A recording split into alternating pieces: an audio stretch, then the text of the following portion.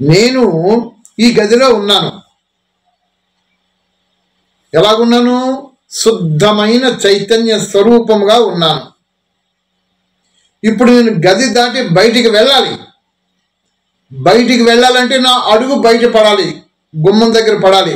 గుమ్మం దగ్గర వెంటనే కాసుకొని ఉంటుంది మనస్సు. ఆత్మ ఏ శుభకర్మ చేసినా అశుభకర్మ చేసినా ఇవన్నిటి కూడా మనసులో నిక్షిప్తమైపోయి ఉండిపోతాయి ఆత్మతో పాటు. కానీ ఆత్మ యొక్క అంతర్భాగము కాదు. ఆత్మ శుద్ధ చైతన్యము. ఆత్మ చేసినటువంటి సర్వ కర్మలు కూడా కర్మల యొక్క జ్ఞానము.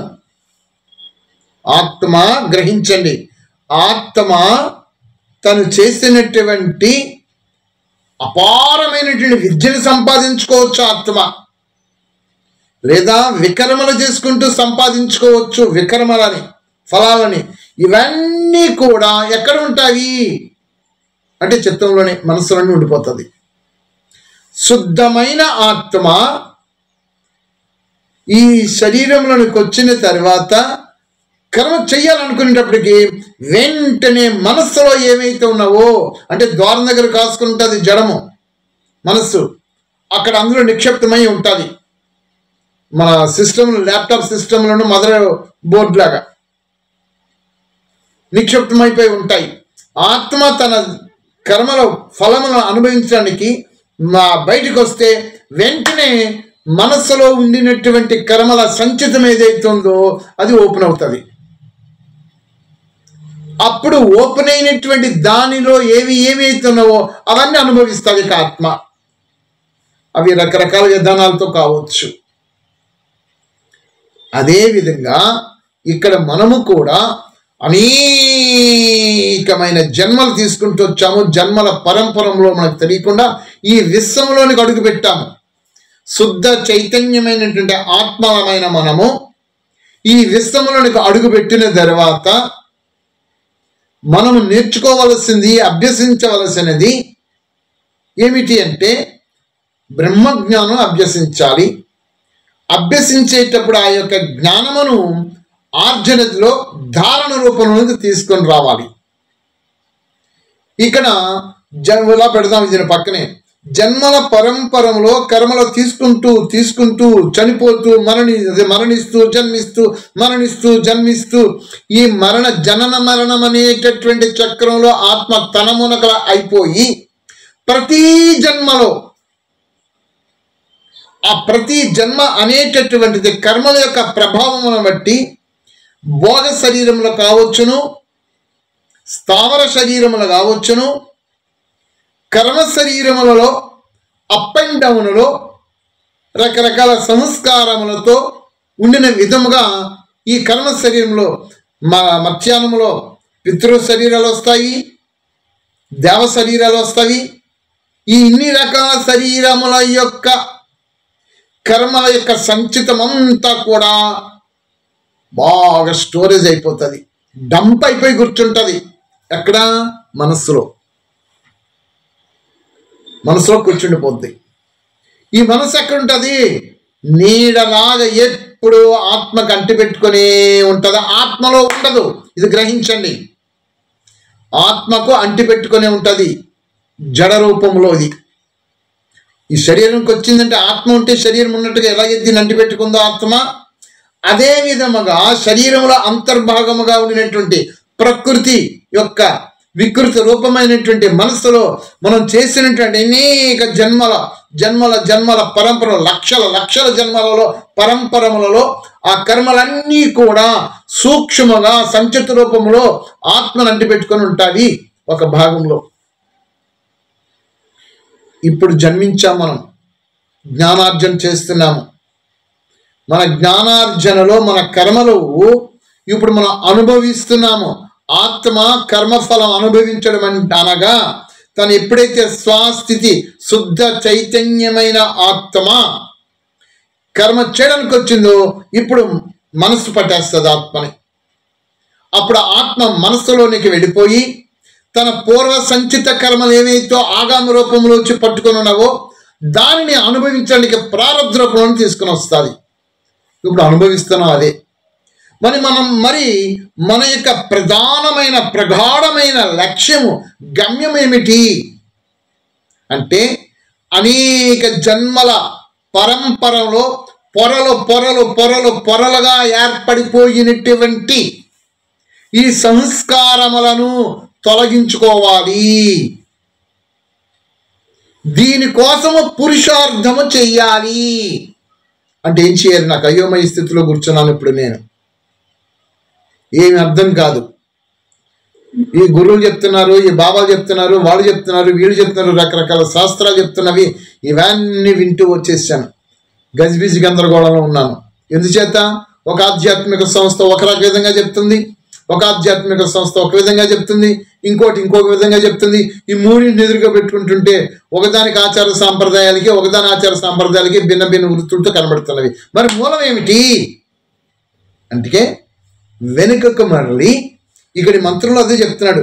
పరమాత్మ మరియు జీవాత్మ అంటే అధ్యాపక ఉపదేశకులారా.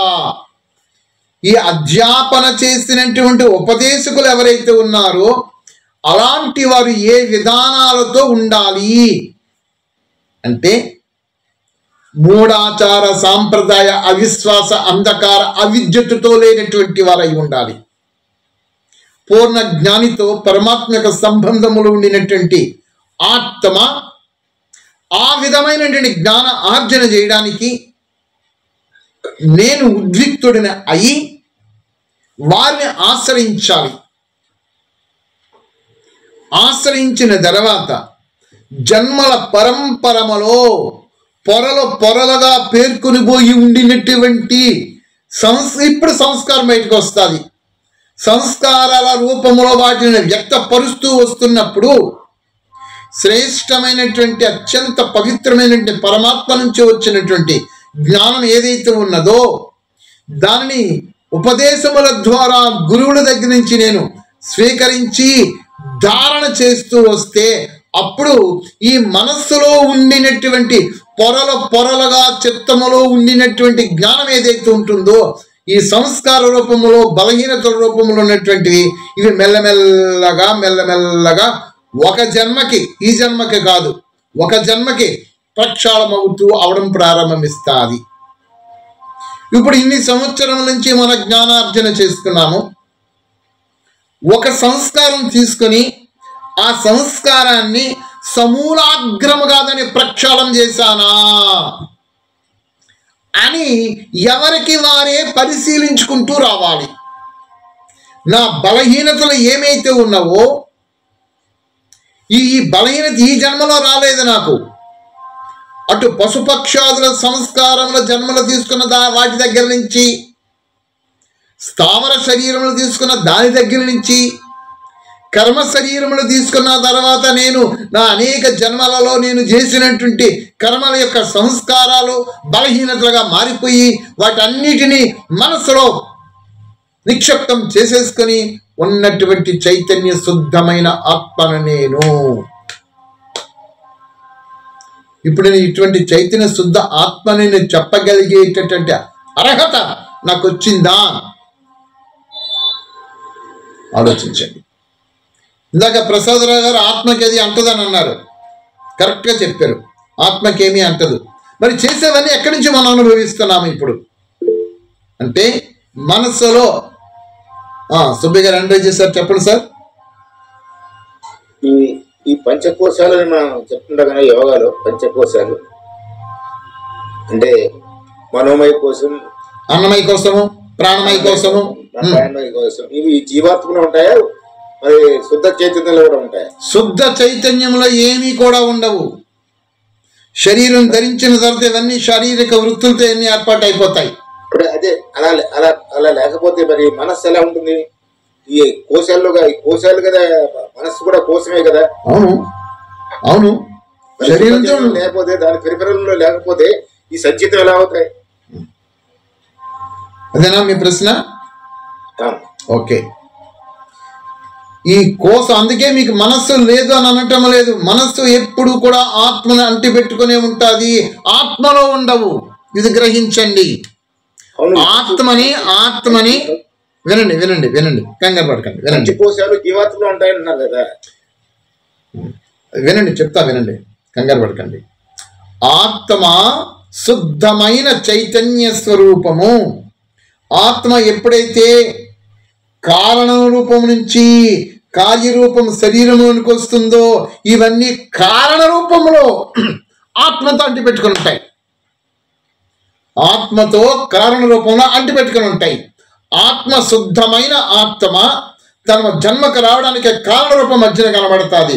ఆ కారణ రూపముగా కనబడేటటువంటి దానిలోనే మనస్సు కూడా ఆత్మతో కలిసి ఉంటుంది. కానీ కలిసి అంటే లోపల ఉండదు, ఆత్మను అంటిపెట్టుకుని ఉంటుంది నీడలాగా. ఇందాక అమ్మాయి కళ్యాణి చెప్పినట్టుగా నీడలాగా అంటిపెట్టుకుని ఉంటుంది. నేను వేరు, నీడ వేరు, కానీ నా స్వరూపం నీడలాగా ఉంటుంది. అలాగే ఆత్మ చైతన్యము, ఆత్మ చేసినటువంటి కర్మలు ఏమైతున్నావో ఇవన్నీ కూడా ఆత్మని కారణ శరీరంతో అంటిపెట్టుకుని ఉంటుంది. కారణ శరీరాన్ని అంటిపెట్టుకునేటువంటి ఆత్మ తను ఏం చేస్తుంది, సూక్ష్మ శరీరముతో నెక్స్ట్ చేంజ్ అయ్యి ఈ స్థూల శరీరానికి చేరుకుంటున్నప్పుడు ఏమి అయితే కారణ రూపములో ఉండినటువంటి సంచిత రూపములో ఆగామ రూపములో ఉండినటువంటి ఇవన్నీ కూడా యాక్టివేట్ అయిపోతాయి ఈ శరీరంలోకి వచ్చిన తర్వాత ఆత్మకి. అప్పుడు ఆత్మ ఈ యొక్క పంచమయ, ఈ అన్నమయ కోసమో ప్రాణమయ కోసమో మనోమయ కోసమో బుద్ధిమయ కోసం వీటి ఏమేమైతున్నావో వీటి ద్వారా ఇక తన కర్మలు చేయడం ప్రారంభించేస్తుంది. ఈ కర్మలు చేస్తున్నప్పుడు మరలా కొత్తగా కర్మలు చేస్తుంటుంటే ఇవన్నీ కూడా మళ్ళీ మనసులను చేరిపోతూ డిపాజిట్ అయిపోతుంటుంటది. ఎప్పటికీ ఇవన్నీ పరివర్తన చేసుకుంటాం. సరే, ఇవన్నీ పక్కన పెడదాం. ఈ జన్మ తీసుకున్నానని నేను జన్మ తీసుకున్న తర్వాత నాకు జ్ఞానం అర్థమైపోయింది. ఆ పరమేశ్వరుని ప్రార్థిస్తున్నాను. ప్రార్థించిన తర్వాత ఇప్పుడు నేను చెయ్యవలసినది ప్రథమ కర్తవ్యము ఏమిటి అంటే నా ఇంటిని శుభ్రపరచుకోవాలి. నా ఇల్లు ఏమిటంటే ఇక్కడ మనస్సు వచ్చింది. ఈ మనస్సులో ఎన్నో జన్మల పరంపరలోనూ పొరలుగా ఇవన్నీ ఈ సంచితాలు అన్నీ ఫిక్స్ యాడ్ అయిపోయి ఉన్నాయి. స్టోరేజ్ రూమ్లో ఏర్పడిపోయినట్టుగా స్టోరేజ్ అయిపోయాయి. వీటిని క్లియర్ చేసుకుంటూ రావాలి నేను ఇప్పుడు. అది నా జన్మ యొక్క లక్ష్యము. ఎప్పుడైతే నా మనసును శుద్ధ చైతన్యంగా తయారు చేసేసుకున్నానో అప్పుడు మనసు శూన్యమైపోతుంది. ఇక మనసులో ఇంకేమీ లేవు. ఇంకక్కడ బుద్ధి ఇంకేమీ లేకుండా పోయింది. మనసు లేదు, బుద్ధి లేదు, ఇంకేం లేదు. శుద్ధమైన మళ్ళీ ఆత్మ నా స్వాస్థితిలో చేరుకున్నాను. ఇలాంటి స్వాస్థితులు ఎప్పుడైతే చేరుకున్నానో అప్పుడు నాకు దేహంతో సంబంధం తెగిపోతుంది. అప్పుడు నేను ముక్తాత్మగా తయారైపోతాను, పరాంతకాల ముక్తికి చేరిపోతాను. అప్పుడు ఏ విధమైనటువంటి నాకు ఈ శారీరక బంధనాలు కానీ ఈ మానసిక బంధనాలు కానీ ఇక రకరకాల ఇవన్నీ ఏమీ లేకుండా శుద్ధమైన చైతన్య ఆత్మగా తయారవుతాను. ఇది నా లక్ష్యము. దీన్ని ఇక్కడ నాకు ప్రసాదించేటటువంటి ఉపదేశముల ద్వారా మనకి ఎవరైతే అధ్యాపన చేస్తున్నారో, వేదాధ్యానం చేస్తున్నారో, పరమాత్మ ఏమైతే ఎవరైతే ఉన్నారో వారి ద్వారా మనం ఈ జ్ఞాన ఆర్జన చేయాలి. అందుకనే ఇక్కడ కర్మ రూప మరియు జ్ఞాన రూప ధనవంతులారా. ధనవంతులు ఎవరయ్యారు? ఇక్కడ స్థూలమైన సంపదలు సంపాదించడం ధనము కాదు. ఈవేళ ఉంటుంది, రేపు పోతుంది. నాకు బ్యాంక్ బ్యాలెన్స్లో 100 కోట్లు ఉన్నవి, భూమి 1000 ఎకరాల భూమి ఉన్నది. నేను పోతే ఏమైపోతుంది? ఎన్నాళ్ళు ఇవి ఉంటాయి నాకు? ధనవంతులు సంపదలతో ఎవరు ధనవంతులు కాదు, కర్మ రూప ధనవంతులు కావాలి. కర్మ రూపములో మీరు ధనవంతులుగా అయ్యారా? చెప్పండి. జ్ఞాన రూపములో మీరు ధనవంతులయ్యారా? ఎప్పుడవుతారు? కర్మ రూపములో ధనవంతులుగా, జ్ఞాన రూపములో ధనవంతులుగా. అంటే కర్మలలో ఐశ్వర్యాన్ని ప్రాప్తింపచేసేటటువంటి విధానాలతో మీ కర్మ జరుగుతూ రావాలి. అలాగా కర్మ రూపములో ఐశ్వర్యంతో ప్రాప్తం చేసుకునే కర్మ ప్రతి క్షణము మీ ద్వారా జరుగుతూ రావాలి. దానికోసము మనం చేసే విధానాలన్నిటిలోనూ కూడా ప్రతి క్షణము కూడా చేస్తున్నామా? అప్పుడు మనస్సు శూన్యమవడం ప్రారంభమవుతుంది. అంటే మనస్సులో ఉండేటువంటి జన్మల పరంపరములను ఆ పొరలుగా ఉండేటన్ని ఒక్కొక్కటి తొలగిపోతూ ఉంటాయి. అవి తొలగిపోవడానికి సర్వాన్ని పక్కన పెడదాం. ఇప్పుడు ఈ జన్మలో మనం జ్ఞానం తెలిసి చాన్నాళ్ళు ఉన్నాం, అయిపోయింది. ఇప్పుడు జ్ఞానం నేర్చుకున్నాం. జ్ఞానము నేర్చుకున్న తర్వాత ఏ సంస్కారమును, ఇప్పుడు జ్ఞాన సంస్కారమును అలవర్చుకున్నాను. కర్మరూప ఐశ్వర్యాన్ని నేను ఏం అలవర్చుకున్నాను అంటే కొన్ని సుగుణాలు మనకుంటూనే ఉన్నవి, కానీ బలహీనతలు ఉన్నవి కదా, గత జన్మల సంస్కారములు ఉన్నవి కదా, వాటిని తొలగించుకోవడానికి నేను నిరంతరము ప్రయత్నం చేస్తూ రావాలి. ఇది పురుషార్థము. అదండి, ఇలాంటి శిక్షణలు మరియు ఉపదేశముల ద్వారా సదాచారం యొక్క మార్గదర్శనమునొచ్చుచుందురు. కావున వారి సాంగత్యం ఎల్లరూ చేయుచుండవలను. ఇలాంటి వారి యొక్క సాంగత్యం చెయ్యాలండి. మూఢ విశ్వాసాలు, ఆచార సాంప్రదాయాలతో ప్రజల్ని ఇప్పుడు అందరూ వేద విరుద్ధమైన కర్మలు చేసుకుంటూ వెళ్ళిపోతున్నారు. వీటన్నిటి నుంచి వెనుకకు రావాలి, బ్యాక్ టు వేదాస్. అది ఈ మంత్రం చెప్తుంది. రేపు ఇంకో మంత్రం చెప్పుకుందాం. 7:10 అయిపోయింది. ఓం నమః.